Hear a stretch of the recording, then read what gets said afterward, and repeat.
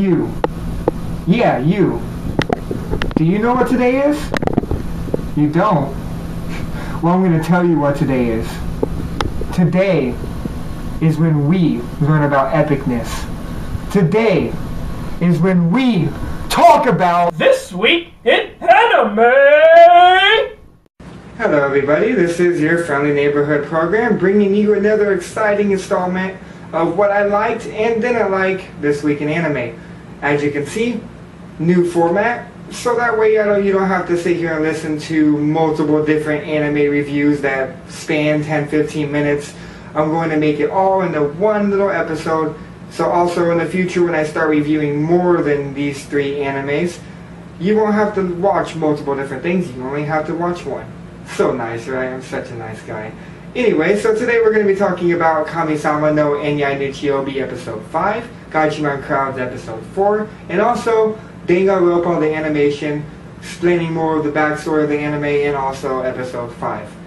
And I do want to say I do apologize for not having the last 2 episodes of Kami-sama and Gachemon for last week out yet. I will post them, was having some technical difficulties, and yeah, let's just start fresh, right? Yeah, so hopefully you enjoy the way I'm doing this now, and if you do like it or don't, please comment, let me know, because this is all about you and what you will enjoy and how you want this to be presented to you. So before we get into the episodes, I do want to say, gonna watch me some anime. What? Spoiler! Spoiler! Spoiler alert! Yeah, this is all one big spoiler, so please watch the animes before you watch this, unless you want to just hear my beautiful voice, which is perfectly okay by me. And also if you want to just, watch the spoilers and everything else before you watch the anime, then by all means have fun. But anyway, without further ado, let's talk a little bit about Kami-sama no Enyai no Chiyobi episode 5. This episode brings more of an understanding about how Ortis works, gives you a little bit of the Kuriko backstory, and also the crazy thing at the end of Ula. And also, which also describes how Ortis works. So let's start with Ortis in general. So you learn a little bit more about how the City of the Dead works. It seems like a functioning government and society. They now have like their governmental basis. They have religion. They have doctors that keep the dead not rotting and not just withering away and dying. So I mean it's a really great place for people to live, even living people. And then you see that at the end, people that are living want to go live in Ortis, but the only way to do that is to be dead. So yeah, I think that's kind of messed up a little bit, but that just I guess that's what happens when people don't die.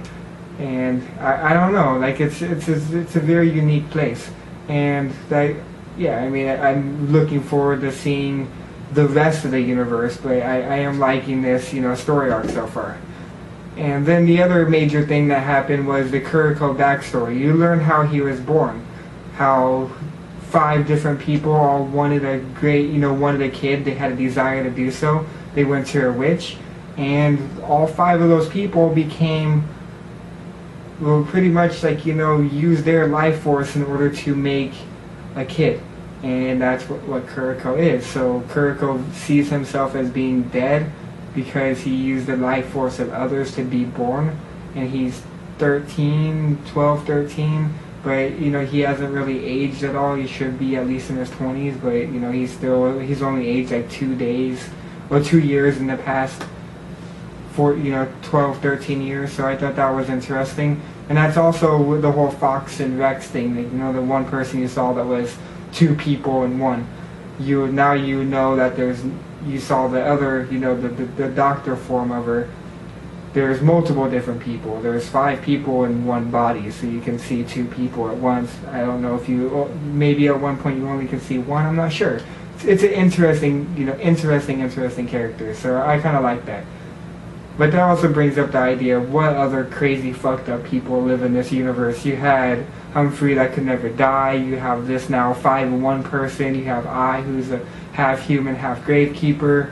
and then Kuriko, which is the reason why those 5 people live in one body. It's insane. I really like it though. But yeah, now we want to get into Ula. So Ula is the princess of Ortis. She has to write in order to talk. She has blindfold on her eyes. You'll be seeing that right there. Yeah, she's a very unique person, and I really likes her. She's connected to her. And then you see something that's very unique. At the very end, you see the 105 living people that don't want to live anymore, so they go to Ortis to pretty much be killed. And I was like, wait a second, there's no way Ula would be okay with that. She's a nice person, she's living, she's alive, and that's a crazy thing. Princess of the city of the undead is not dead. So she's like, there's no way she can stand for that. So she starts running in, and at the very end you see her standing up on top of the stairs overlooking the 100 and so people that are being killed. So it seems like she's like the harbinger of death, if you will. She's condoning it. So yeah, that's pretty much the major points of this episode. Now, one thing I want to discuss, and I want to ask you guys too, is the thing that Yuli had to go through. Yuri had to make a decision to have his dead wife, that we all know about in the from the past episodes, live a normal life, and the only way to do that is to live in Ortis. It's the only place where dead can live comfortably, better than human, living people almost. But to do that, he had to sacrifice his daughter. He would have had to kill himself and kill his daughter in order for them to live like a happy family. Would you have done that? Would you have been able to kill your daughter and yourself in order to be with your wife and for your daughter to have a normal life with her mom and dad? I don't know if I could, and I want to hear your guys' opinions on that.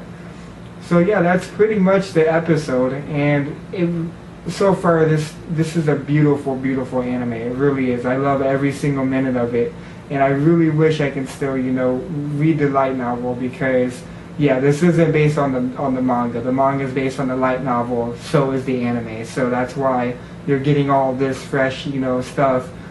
And the manga is still behind the anime. It's because of the light novel. I wish I could find it in English. Like always, if anyone can find that translation, please let me know and put it in the comments, and I'll love to read that. So yeah, I recommend this anime to anybody, and I can't wait to see what else is going to happen and seeing the rest of the universe. So yeah, if there's anything else you want to discuss, or you want to ask me, or you want to talk about from this episode, please put it in the comments, and I will bring it up next week, or make a little video response. So anyway, yeah, that was Kami-sama, and let's start with Kachemon Crowds. Kachemon Crowds episode 4. I guess I can sum it up by saying it's intriguing but unique at the same time. Like the first episode, I was enjoying the story. It was different but intriguing. The second episode was just getting more weird to me, and it was just unfamiliar territory, I guess you can say. And then the third episode, the Galax aspect, is keeping me wanting some more. And then this episode's just bam. Yeah, it's just so much weird going on, but yet the story and the premise behind it, and then what's to come is, yeah, it's keeping me glued to my seat and saying I want more of this weird shit. Yeah, so I'm used to stuff like One Piece, which is I guess kind of weird, but then Trigun, Cowboy Bebop, that's the stuff that I'm used to. And this is just a different spectrum of anime, I guess. So it's something I'm looking forward to continuing and going on that journey with you guys. But yeah, so let's go ahead and start with everything that happened on this episode. 1, the crowds. The crowds are essentially Rue's power. Rue has the power to give 100, well, maybe more than 100 people, but she gave 100 people the power to materialize their soul and project it through Galax, it seems like, because you see the scene with them looking in their iPads or their phones or whatever, and in their soul, their crowd, which is this thing, is materialized where the whole train thing was going on, and because of that they saved and updated the world. And that's Rue's whole thing with Galax. She wants to update the world and, you know, help people and use it for the greater good and connecting everyone and making it so people find jobs easier. And, you know, if you fall down on the street at anywhere, you know, someone will update it on Galax and boom, you are, you know, safe. So people, even in that little scene, they're like, it's okay. It seems like we're all gonna die, but Galax told me that we're gonna be okay and help is coming, so I believe that we will be. I have faith. It's like me saying, oh no, I broke my leg and a car is about to run me over, but it's okay. Facebook told me I'm gonna be okay. I'm gonna survive, so I'm cool. It sounds kind of crazy, but if you think about it, we're not that far off on that. But and the thing I love about it the most is it's being used for good, but the way Rue got that power with the crowd power is from Crazy Alien. Yeah, the red-haired alien that, you know, kisses people and turns into them and uses that power to create chaos, and now is known as the destroyer of universes, that pretty much said this world is over and everyone's gonna die because of it and go up in flames. Yeah, that person. That's the reason why Galax is so powerful. So it's a cool concept, you know. Something that's meant for good is going to ultimately destroy everybody. So that's, it's sick and twisted, but that's the reason why I'm, you know, wanting to keep watching it. So yeah, that was the major part of this episode, was that premise of Galax, crowds, and destroyer of universes alien. And I'm looking forward to this epic of proportions battle that's going to happen, that's going to be on the fate of the universe, and we're going to see Gachemons in action. And also the one person I'm looking forward to is Odie, because he made the comment with Pi that, you know, if he spreads his wings, all will be destroyed. Which is kind of epic, you know, either A, he's exaggerating, oh no, if I use my power, we're all going to die. Or maybe it's true, I'm not sure. I mean, it seems like, you know, a different side of him, and I want to see the whole backstory between Pi and Odie. That would be interesting. But anyway, the other one thing I do want to mention is Utsu. Yep, she's not just dreamy anymore. Now you realize that when she touches people, she can ultimately kill them and hurt people, and she can make copies of herself, and one hand was creating a flower and the other one was destroying it, and she's all depressed and you know, just sad and emo because she can't touch people, and she's just really depressed and she hates her power, but yet she knows it can be used for good. And yeah, now she's not all dreamy. But I don't know. I mean, I don't know why they waited until then and just made her character so weird, and I'm guessing she's growing on me too. So I mean, this whole anime, I was kind of skeptical about it, but now I'm honestly, you know, looking forward to more. I'm wanting to see how this is going to progress. But yeah, tell me what you guys think. And oh yeah, before I go to the next section, I do want to mention, yeah, the JJ scene where the bird was going over to his face and then it dematerializes and vanishes and goes up in smoke, the whole, you know, up in flames type thing. I'm wondering if that's the death flag, essentially, you know, their sign of him dying. That would really suck, but this seems like the type of anime where we're just gonna fucking kill characters and don't care about it. So yeah, I'm wondering if that's what it is.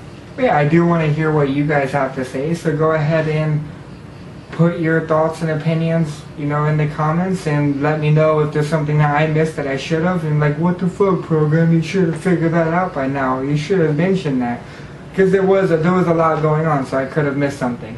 But anyway, yeah, please let me know what you guys are thinking about the anime, and without further ado, let's move on. Right now you're expecting Danganronpa. But yeah, I'm gonna have to wait until next week to start that one. Pretty much a lot of technical difficulties this week. Laptop completely died. Yeah, cracked screen. It was nice. But Da, da, da, da, da. I got new desktop. So yeah, don't have to worry about it no more. Got a new desktop. So next week I will have Danganronpa and maybe some more stuff. I just didn't want to have, you know, another one of those not posting an episode thing. Want to get one to you once a week. Might start having a poster Tuesdays or Wednesdays because I don't want to rush it and I want to take my time and make sure one gets out each week. So yeah, that was the episode, Kamesamano and Cachemon. And I do apologize, you know, I'm just such a liar, Kevin. I know, I'm sorry. Anyway, yep, next week we'll have Danganronpa, but until then, see you next week. Yay, I'm almighty and beautiful.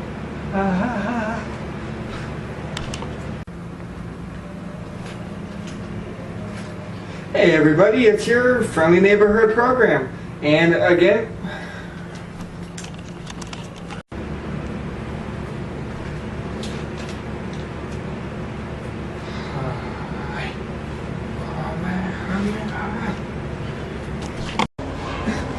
spoiler alert! No, spoils!